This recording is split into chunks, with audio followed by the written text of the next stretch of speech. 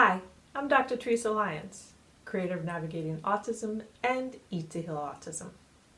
This week's Ask Dr. Lyons question is, how does autism affect life expectancy? I'm going to start off with two scientific facts. So autism involves both genetic and environmental risk factors. Healing from autism is possible. This is a scientific fact.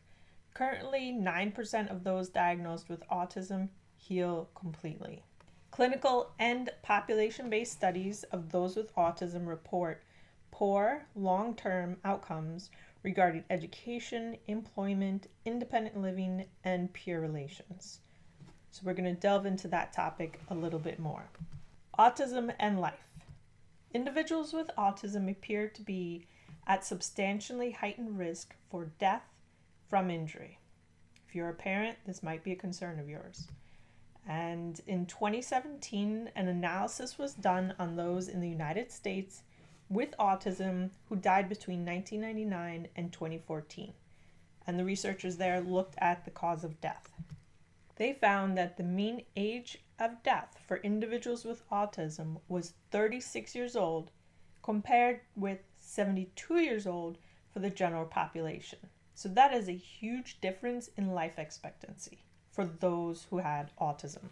Of the deaths in individuals with autism, 28% were attributed to injury, with suffocation being the leading cause of injury mortality, followed by asphyxiation and drowning. These are the scientific facts of those who live with autism.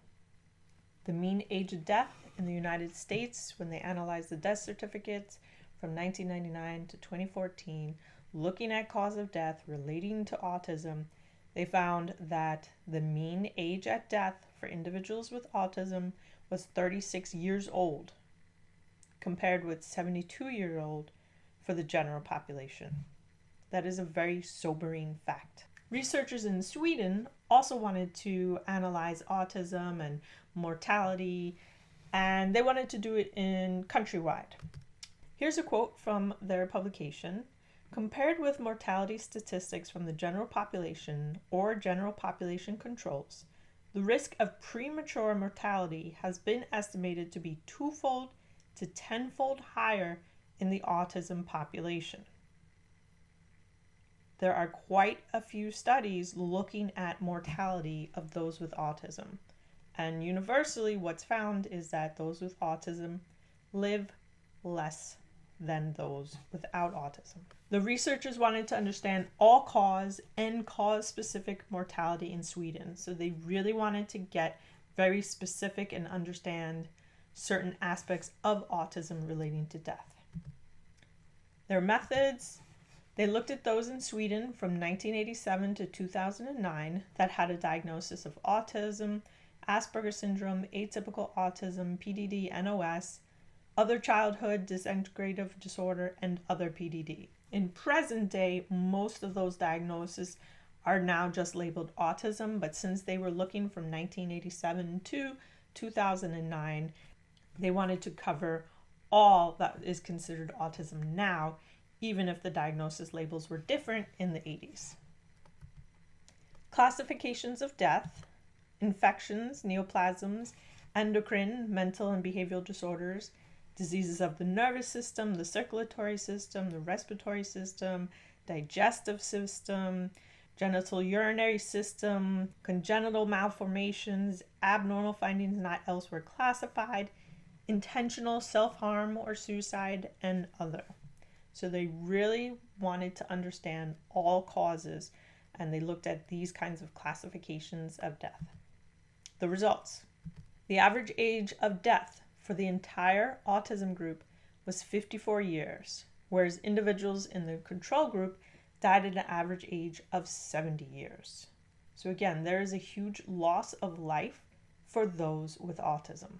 Mortality was significantly elevated in both genders relative to the general population. So yes, even though present-day autism affects males more than females, the mortality was significantly raised in both genders. This research was also able to separate out low-functioning autism and high-functioning autism groups, And they found that all-cause mortality was increased in both the low-functioning and the high-functioning autism groups. So just because someone is classified as high-functioning autism does not mean that they are going to escape this early death. Conclusions. The most common cause of death in the low-functioning group was epilepsy. In contrast, the high-functioning autism group had a significantly more elevated suicide risk. The researchers concluded, thus, our results add to the accumulating evidence indicating that autism accounts for substantial health loss across the lifespan. As a parent, the conclusion that you're probably coming to at the end of this video is that healing from autism is possible and can help your child live a longer life. This is your motivation. This is why you are reading as much as you can, why you're going to all these different appointments. Having autism is serious, whether it's low functioning or high functioning, it still can affect your child's life, how long they can live. The best first step in healing autism is making sure your child's diet is nourishing them and not causing any inflammation or any other problems in their body. And here are some references.